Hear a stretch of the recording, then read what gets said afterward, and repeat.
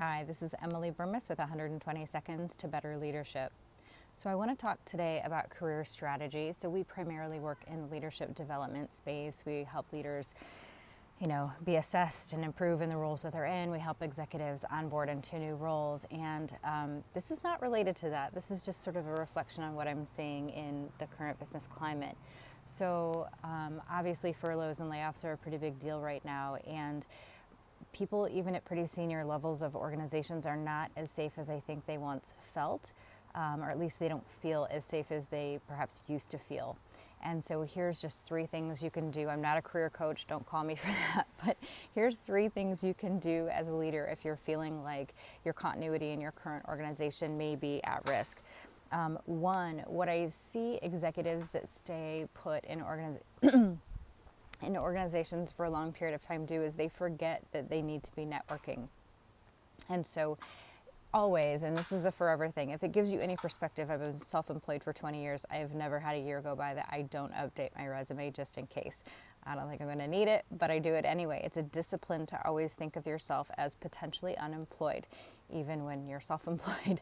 So always keep your resume up to date. Always be documenting and telling those stories on that resume so that if something happened, you're prepared. I think, too, the use of LinkedIn is really important. I think executives see it as like, I don't want to put myself out there because I don't want people contacting me for things. But if they can't contact you for things, you can't contact them for things. You should be posting at least weekly so that people they know your face, they know what your job title is, they know you share good content. And third, so just you need people to know who you are, because when people come looking, they need to know something about you, and you really can help people understand who you are. You don't have to do all the stuff I do on LinkedIn, but you do have to let people know kind of who you are and what you're about and what your expertise is. So post, share, comment, like, those kinds of things. 3, there's a button or a toggle that you can hit that says open to offers, right? Everyone should have that on right now because everything is so uncertain, and the worst thing that you do is get offers or inquiries that you're not interested in. That's not a horrible situation to be in.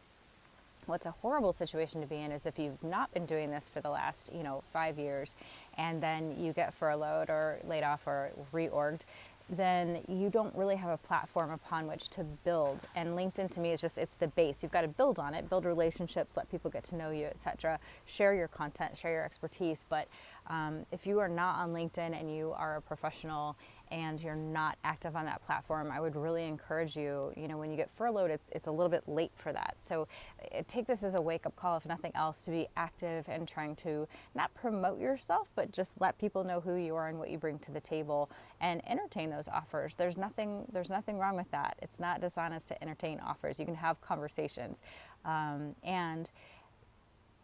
In this time that feels riskier, it'll be a comfort, and this is maybe even the more important point, it will bring you comfort to know that you're not waiting for something bad to happen to take action and protect yourself, protect your income, protect your family, protect your career.